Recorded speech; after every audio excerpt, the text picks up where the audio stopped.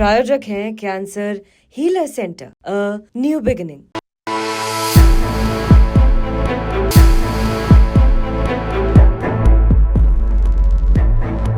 अगर कांग्रेस पॉलिटिक्स ही करेगी, OBC politics, दलित politics, मुसलमान पॉलिटिक्स, जातीय जनगणना की बात को बहुत आगे रखेगी, तो क्या अपर कास्ट को साध पाएंगे कन्हैया? मुझे तो शक है।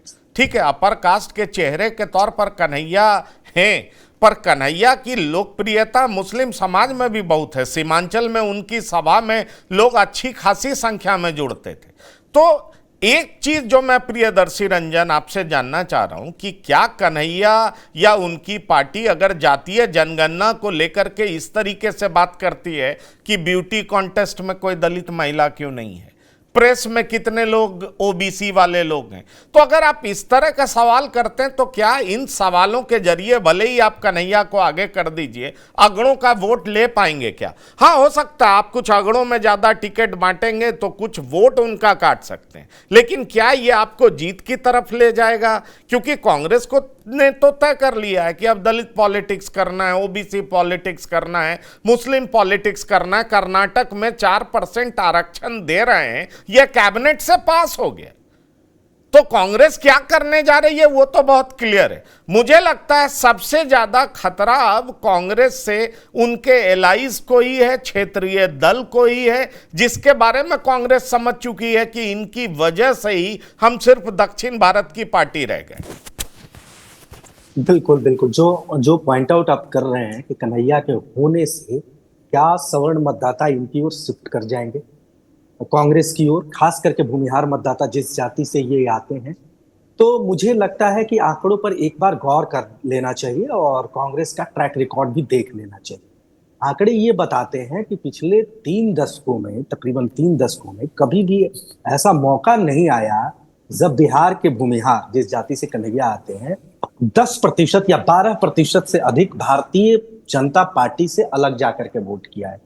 पिछले 3 दशकों में लगातार भारतीय जनता पार्टी को भूमिहारों का वोट 90% के करीब मिलता रहा है, चाहे कैंडिडेट महागठबंधन की ओर से रहा है तब भी, या वैसी पार्टियां जो भारतीय जनता पार्टी के खिलाफ में रही हैं तब भी ये आंकड़ा रहा है।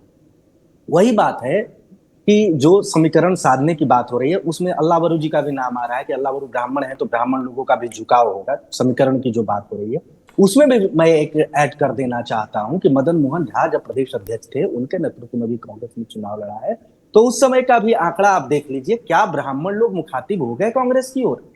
नहीं, वो भारतीय जनता पार्टी की ओर ही गए। तो ऐसे में चेहरा ला देने से, किसी जाति का चेहरा ला देने से ऐसा हो जाएगा, कोई करिश्मा हो जाएगा, ऐसा मैं नहीं मानता हूं। उसके लिए बहुत बड़े स्तर पर तैयारी होनी चाहिए, कांग्रेस को जी जान लगाना चाहिए। तमाम चीजें जो राजनीति के लिए, अन्य चीजें, चेहरों के अलावा जो अन्य चीजें करने की जरूरत होती है, कांग्रेस को वो सब करने की जरूरत है। तब जाकर के आप जो कर रहे हैं उसका आउटपुट निकलेगा। अभी आप जो कर रहे हैं वो एक तरीके से है मार्केटिंग कर रहे हैं आपके। ठीक है कि हमारे पास ये भी चेहरा आ गए, हमारे पास ये भी चेहरा आ गए, आप समीकरण दिखा रहे हैं कि देखिए रविदास का हमने प्रदेश अध्यक्ष बना दिया है जाति से। वो रविदास जाति का भी अगर आप आंकड़ा उठा करके देख लीजिए तो किसी भी पार्टी के साथ जाने की बजाय बसपा के साथ, बिहार में बसपा के साथ ही वह जाति जाती रही है। आप लोकसभा चुनाव का भी आप उदाहरण उठा करके देख लीजिए। बक्सर सबसे ज्यादा जो रविदास है, पहले मैं उनकी बात बता देता हूं, जिनकी संख्या है बक्सर जिला में है, सासाराम में है, कैमूर में है, औरंगाबाद में है। और इन तमाम जगहों के जब आप आंकड़े उठा करके देखेंगे तो पता चलेगा कि रविदास लोग किसी भी पार्टी के साथ जाने के या किसी भी गठबंधन की ओर जाने की बजाय बसपा को अभी भी प्रमुखता से लेते हैं। बक्सर में अनिल सिंह चुनाव लड़ रहे थे बसपा से, उनको वोटें कहां से आई? दिया, रविदासों ने वोट दिया, हाथी छाप पर बटन दबाया।